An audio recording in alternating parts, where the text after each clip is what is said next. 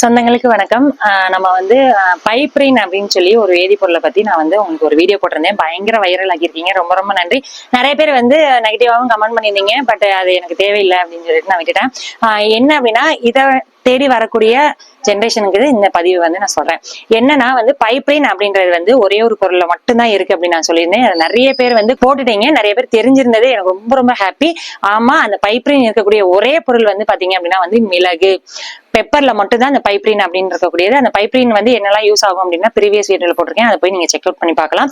சரி, ஓகே. இந்த பைப்ரினை வந்து நம்ம வந்து எப்படி எடுத்துக்கலாம் அப்படின்னு பாத்தீங்கன்னா வந்து பைப்ரின் வந்து 60 மிளகுக்கு 1 மிளகு அளவுக்கு தான் வந்து பைப்ரின் இருக்கும். அதுவும் இப்ப வாங்குற எந்த மிளகுலயுமே பைப்ரின் இல்லவே இல்லை. அது எப்படிங்க நீங்க சொல்றீங்க அப்படின்னு நீங்க வந்து சொல்லலாம். யாரும் திட்ட வேணாம். அதுக்கான காரணத்தை சொல்றேன், அப்புறம் நீங்க சொல்லுங்க.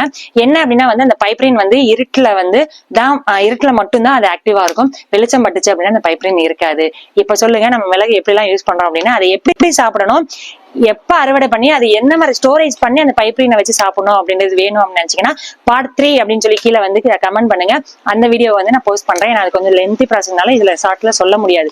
சோ ஓகே, இப்ப நம்ம வந்து அரிசியில வந்து இந்த பேர் வச்ச ஒரு அரிசி இருக்கு அப்படின்னு சொல்லியிருந்தேன். அது பாத்தீங்கன்னா அந்த அரிசியில பைப்ரின் இருக்கு அப்படின்றது அர்த்தம் கிடையாது.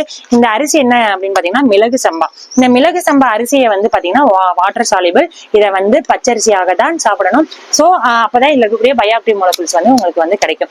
ஓகே, இந்த மிளகு சம்பாக்கு காரணம் என்ன அப்படின்னு பாத்தீங்கன்னா வந்து அந்த பைப்ரினை வந்து ஆக்டிவ் பண்ணி கொடுக்கும். பைப்ரினை வந்து அதிகப்படியா இப்ப வந்து உங்களுக்கு பெர்சன்டேஜ் வந்து கம்மியா தான் உடம்பு இழுத்துக்குது அப்படின்னா இந்த மிளகு சம்பா வந்து பைப்ரினை வந்து ஆக்டிவ் பண்ணி நிறைய வந்து உங்களுக்கு உடம்புக்கு உறிஞ்சிக்கிறதுக்கு சக்தியை கொடுக்கும். அதனாலதான் மிளகு சம்பா அப்படின்னு பேரை இதை வச்சிருக்காங்க. சோ இந்த மிளகு சம்பா பச்சரிசியாக தான் சாப்பிடணும் அப்படின்னு சொல்லியிருக்கேன். சோ இது வந்து பாத்தீங்க அப்படின்னா வந்து ஃப்ரீ ஆஃப் காஸ்ட்ல நம்மளோட சொந்தங்கள் எல்லாருக்கும் இந்த பொங்கல்ல இருந்தே நீங்க ஸ்டார்ட் பண்ணணும். ஒரு ரெசல்யூஷனா நம்மளோட பாரம்பரிய அரிசியை குழந்தைகளுக்கு கொடுக்க ஆரம்பிக்கணும் அப்படின்ற ஒரு எண்ணத்தோட இந்த பொங்கல் காம்போல நான் உங்களுக்கு வந்து இந்த மிளகு சம்பா அறுவடை பண்ணி நான் உங்களுக்கு வந்து ஃபர்ஸ்ட் புத்தம்புது அரிசியோட நான் வந்து ஸ்டார்ட் பண்ணிருக்கேன். சோ இந்த மிளகு சம்பா வந்து இந்த பொங்கல் காம்போல வந்து வந்துடும். சோ இந்த பொங்கல் வச்சு நிறைய பேர் வந்து ரிவ்யூ சென்ட் பண்ணுங்க, எப்படி இருந்தது அப்படின்னு சாப்பிட்டு பார்த்துட்டு சொல்லுங்க. நிறைய நம்ம குழந்தைகளுக்கு வந்து கொடுங்க. அது மட்டும் இல்லாம பொங்கல் காம்போ வந்து ஆக்டிவ்ல இருக்கு. வேணும்ன்றவங்க கீழே தெரியல வெப்சைட்லயும் இல்லைன்னா வந்து வாட்ஸ்அப்லயும் நீங்க வந்து ஆர்டர் பிளேஸ் பண்ணிக்க முடியும். இந்த பொங்கல் காம்போ வந்து பாத்தீங்கன்னா ஆல் ஓவர் இந்தியா ஃப்ரீ ஷிப்பிங்ல கொடுத்துட்டு இருக்கோம். வேணும்ன்றவங்க 7 நாள் ஆஃபர் தான். இந்த 7 நாளுக்குள்ள வேணும்ன்றவங்க ஆஃபரை வந்து